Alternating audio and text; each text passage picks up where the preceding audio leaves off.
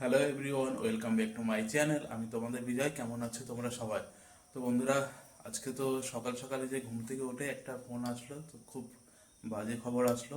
তো আমি যে মিস্ত্রির সাথে কাজ করি, যে মিস্ত্রির মা হসপিটালে ভর্তি, তো ওই মিস্ত্রির বোনের বর নাকি গলায় দড়ি দিয়েছে, মারা গেছে। তো ওই মিস্ত্রি তো আজকে কাজেই আছে, তো মাকে ছুটি দেবে, তো সব ভাইরা ওখানে গেছে। তো একজন দাদা মনে হয় ওখানে আছে। তো আমার এখন মিস্ত্রির মার ওখানে যেতে হবে, আজকে হলে ছুটি দিয়ে দেবে। তো আমি তো বাড়িতে ছিলাম, ফোন করছিল। তো এখন যাই তাড়াতাড়ি, এখনো খাওয়া দাওয়া কিছুই করিনি। তো এখন যাই, কল্যাণীতে যেতে হবে।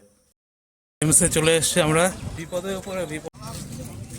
তো আরেক জায়গায় আমার তো যাওয়ার কথা ছিল, গেলাম না, কারণ এরকম বিপদ শুনে যাওয়া যায়? ওই আরেকজন মিস্ত্রি এসছে আমার সাথে, মাথায় রুমাল, প্রচন্ড রোদ, তাই এই গাছের নিচে একটু দাঁড়াচ্ছি। বন্ধুরা, যেহেতু বাড়ি থেকে খাওয়া দাওয়া করে আসেনি, এখন একটু খাওয়া দাওয়া করে নিই, কারণ 4টে বাজবে প্রায়। তো বন্ধুরা, এখন আমরা একটু চা খাই। আর আজকে আর ছাড়বে না, কারণ আজকে কথা ছিল, কিন্তু বড় ডাক্তার এসে বলছে আজকে ছাড়বে না, কালকে ছাড়বে। তো রোদ্দুরের তেজ দেখো আজকে। বন্ধুরা, দুদিন যে বৃষ্টি হলো, তার থেকে 3 গুণ বেশি গরম দিচ্ছে। এই যে কল্যাণীতে এসছি, তো গরমের তাপমাত্রা বোঝা যাচ্ছে, যেমন রোদ্দুর, মানে ভিতর থেকে বেরিয়ে দাঁড়ানোর উপায় নেই, এমন রোদ্দুরের তেজ। তো বন্ধুরা, প্রচণ্ড গরম লাগছে, আর পারছি না। ট্রেনে এখন আধা ঘন্টা পর, তো বাইরে যাই একটু কিছু খেয়ে নিই। কল্যাণী থেকে রানাঘাট আসলাম, আবার এই রানাঘাট থেকে বনগাঁ ট্রেন ধরবো, গিয়ে যাবো ওই মিস্ত্রির বোনের বাড়িতে। এই যে বসে আছে। কখন হয়েছিল কেসটা? সকালে আজকে? ও, আর কি? ও, ঠিক আছে, তুমি বসো বসো চুপচাপ। যা পরিস্থিতি, কথা বলার পরিস্থিতি নেই, কারণ এইদিকে মার প্রবলেম, তারপরে এদিকে আমার বোনের বর এই ঘটনা করলো। এই ট্রেন দাঁড়িয়েই আছে, ফাঁকাই তো। কোনটায় বসবা? রানাঘাট থেকে ছাড়ছে বলে ফাঁকা, বনগাঁ লোকাল।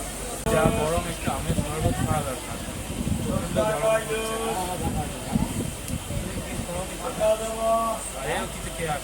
এটা ঠিক আছে তো? হ্যাঁ, সেনমারা, সেনমারা। এই ট্রেনের ভিতরে যে আম পড়ে শরবত বিক্রি করে, কিন্তু আমের কোনো সেন্টই নেই, কোনো ইয়েই লাগছে না। তো বন্ধুরা, এই যে বনগাঁয় নামলাম এখন, এই টোটো ধরে আবার যাবো ওই বাড়িতে। তো কাজ মাজ মিটিয়ে এখন 8:30 বাজে, 9টার ট্রেন ধরে তবে বাড়িতে যাব। তো এই যে ট্রেন চলে এসে, এই ট্রেনে উঠবো, ফাঁকায় আছে। কাজ মাজ মিটিয়ে রানাঘাটে আস্তে আস্তে প্রায় 10টা বাজলো এখন। আর মিস্ত্রিরা চলে আছে, আমি তো সাইকেল গ্যারেজে রাখছি, গ্যারেজ থেকে নিয়ে তবে বাড়ি যাবো। বন্ধুরা, আজকে তো সেই দৌড়াদৌড়ি হলো, এই কল্যাণী গেলাম, কল্যাণী থেকে আবার রানাঘাটে আসলাম, রানাঘাটে এসে আবার গেলাম বনগাঁ। তো মিস্ত্রি তো মা, তোমরা তো এর আগে দেখেছো, তো এমসে ভর্তি। তো আজকে ছুটি দেওয়ার কথা ছিল, এর জন্য তো গেলাম। তো আজকে আর ছুটি দেয়নি, বলছে কালকে ছুটি দেবে। তার মধ্যে আর একটা বিপদ, মানে মিস্ত্রির বোনের বর, মানে এমনভাবে মারা গেছে, আমাদের বয়সী, মানে কি বলবো, মানে বলার ভাষা নেই, এতটাই খারাপ লাগছে। তো নিজে সুইসাইড করছে, মানে আর কি বলবো, মানে গলায় দড়ি দিয়ে মারা গেছে। তো এটা মেনে নেওয়া যায় না, এমনি বিপদ, তার উপরে আরেকটা বিপদ। তো বন্ধুরা, ভালো লাগছে না। আমি তো গেছিলাম বনগাঁ, ওই শ্মশান বাসন থেকে ঘুরে ঘুরে এসে এই স্নান টান করতে করতে 10:30 11টা বেজে আছে। যাই হোক বন্ধুরা, তো এখন একটু রেস্ট নিই। তো ভিডিও করতাম না, দেখলাম হসপিটালে গেছি, মায়ের অবস্থা তোমাদেরকে জানিয়েছি, দেখলাম জানানো দরকার, তাই ব্লগটা কন্টিনিউ করলাম। যাই, The next day. Good morning friends. তো বন্ধুরা, কালকে তো মিস্ত্রির মাকে ছুটি দেয়নি, তো আজকে ছুটি দেবে, আজকে সকাল সকাল যাচ্ছি। বন্ধুরা, এই যে পৌঁছে গেলাম আজকে। হ্যাঁ, তো দেখি আজকে কখন ছাড়ে। ছাড়তে তো দুটো দিতে পারবে না, দেখি লোকটা কি বলে। আমার তো এখন প্রায় 10টা পার হয়ে আছে পৌঁছানো। এইবারে বাড়ির কেউ ভর্তি থাকবে না, বিরাট ভয় লাগে গো। প্রত্যেক ফ্যামিলিরই প্রশ্ন, যাদের বাড়ির পেশেন্ট থাকে। চলে এসে ছুটি দিতে দিতে মানে 2 ঘন্টা বাঁচবে, আমরা এসে 1 ঘন্টা হয়ে গেল। এখন ডক্টরের সাথে কথা বলছে। তো 2 ঘন্টা পার হয়ে আছে, দেখি ডক্টর এসে। ও বাবা, এখনো তার মানে এই তো হসপিটালে যে সময়ের উপর সময় চলে যাবে, ডক্টর কখন আসবে কখনই করবে। প্রত্যেক তো মানুষের যাদের যাদের যাদের এমন দুর্ঘটনা হয়, সত্যি ফ্যামিলির মানে হয়রানি আর টেনশন তো থাকে। এই আমরা যেমন এসছি কখন, এখনো কাজ হয়নি, ডক্টর এসে সিগনেচার দেবে তারপরে ছাড়বে।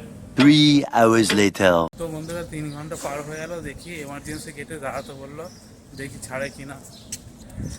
তো ছুটি দিয়ে দিয়েছে বুঝলে বন্ধুরা। তো অ্যাম্বুলেন্স আসুক, ততক্ষণ আমরা বাইরে থেকে কিছু খেয়ে আসি, পেট তো মানবে না, অনেকটা বেলা হলো না। তো বন্ধুরা এখন আমরা বেরোইনি, আর পেশেন্ট ভর্তি হলে কী যে ভোগান্তি, মানে ওষুধ আনতে এই এমসেই এক জায়গায় পাওয়া না, এখানে দৌড়াতে হবে, ওখানে দৌড়াতে হবে, নানান জায়গায় দৌড়াতে হবে। তো আমাদের পেশেন্ট ছুটি দিয়ে দিয়েছে, অ্যাম্বুলেন্স আসবে।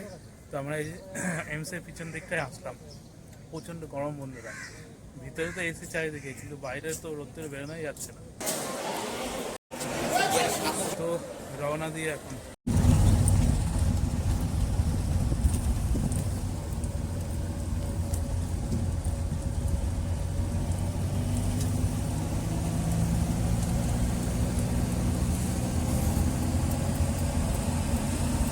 5-6 ঘন্টার মতো লাগলো, এসছি সেই 9টার সময়।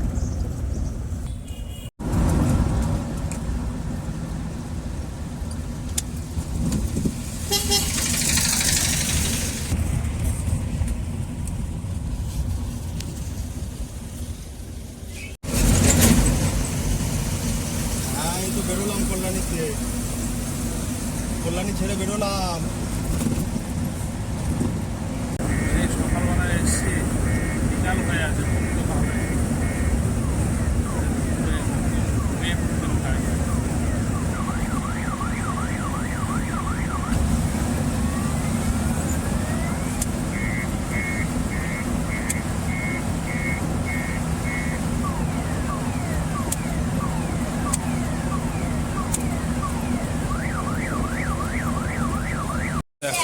দেখো হাত খুলতে এখনো দেরি হবে না, সবে আসতে তো। দিন কোনোর আগে হাত থাকবে না। হ্যাঁ,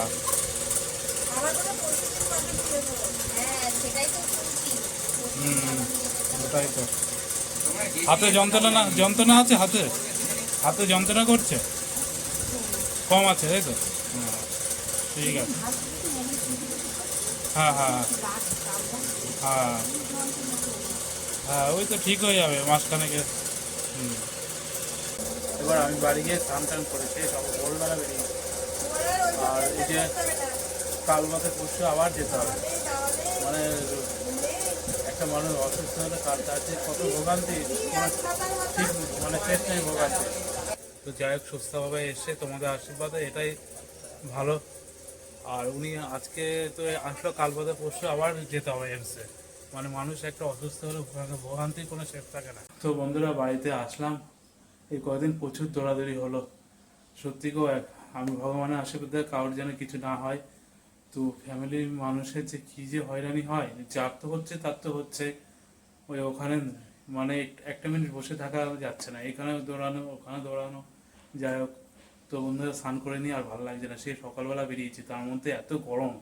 এমসের থেকে ভিতরেতে এসি, ওখান থেকে বাইরে বেরিয়ে ওই মেন রোডে যেতে গিয়ে প্রায় হেঁটেই 10 মিনিট লাগে, যেমন রোদ্দুর, পুরো মনে হয় ওখানে স্ট্রোক হয়ে যাবে। তো স্নান টান করি, পরে কথা হচ্ছে। বন্ধুরা সব থেকে বড় কথা, আমি তো ভাবছি উনি তো এখন অসুস্থ, ওনার কানে যদি কেউ এই খবরটা দেয় যে ওনার বড় জামাই আর নেই, এইভাবে গলায় ধরে দিয়ে সুইসাইড করছে, মানে ওনার অবস্থাটা কি হবে। তো এখন সবাইকে বলে আসলাম যেন ওনার কানে কেউ যা না বলে এইসব, উনি সুস্থ হোক 6 মাস পরে, তারপরে জানানো যাবে। কারণ দেখো, মানুষের বিপদের উপরে বিপদ, এই ওনার এই অবস্থা, তার মধ্যে এই।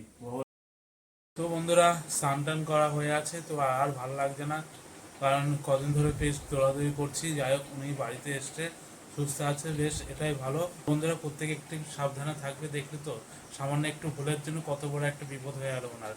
যাই হোক বন্ধুরা, আজকের ব্লগটা আরও বেশি বড় করবো না, কারণ তোমাদেরকে জানানো দরকার, যেহেতু ওনাকে ভর্তি করেছি সেটা তোমাদেরকে জানিয়েছি, তাই ব্লগটা কন্টিনিউ করলাম। প্রত্যেকে ভালো থাকবে, প্রত্যেকে সুস্থ থাকবে।